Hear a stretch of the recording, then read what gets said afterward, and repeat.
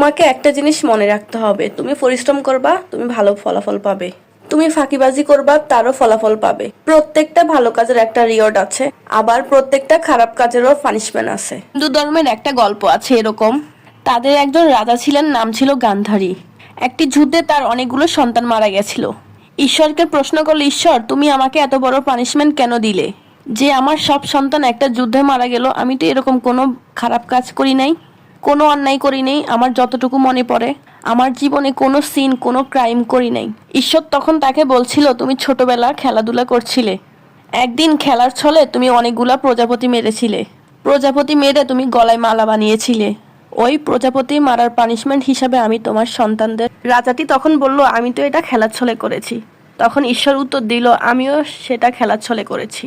This important. সে তার ছোটবেলায় একটা জীবকে হত্যা করেছিল, হয়তো বোঝে নাই, বাট দ্যাট রং ডিড তার পানিশমেন্ট হিসাবে তার জীবনে এসেছে।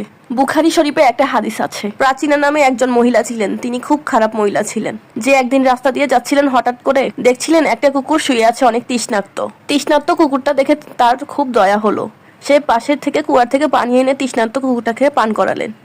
তখন আল্লাহ রসুল সেই হাদিস কোট করেছিলেন, এই তৃষ্ণার্ত প্রাণীর জন্য তার অন্তরে একটু দয়া সৃষ্টি হয়েছে, সেই কারণে খোদা তার পুরানো জীবনের সমস্ত গুনাহগুলো মাফ করে দিয়েছিলেন। দ্যাট ওয়াজ ভেরি স্মার্ট, ভালো কাজ, ছোট্ট একটা ভালো কাজ, কিন্তু সেই ভালো কাজটা খোদার আরশে গেলে বড় প্রতিদান হিসাবে ফিরত এসেছে। আমরা আমাদের জীবনে অনেক কাজ করি, আমরা কিন্তু ভাবি না যে এটার আউটপুট কি হবে। যদি তুমি একটা ছোট্ট ভালো কাজ করো, বিলিভ মি, এই ভালো কাজের প্রতিদান তুমি একদিন না একদিন পাবে।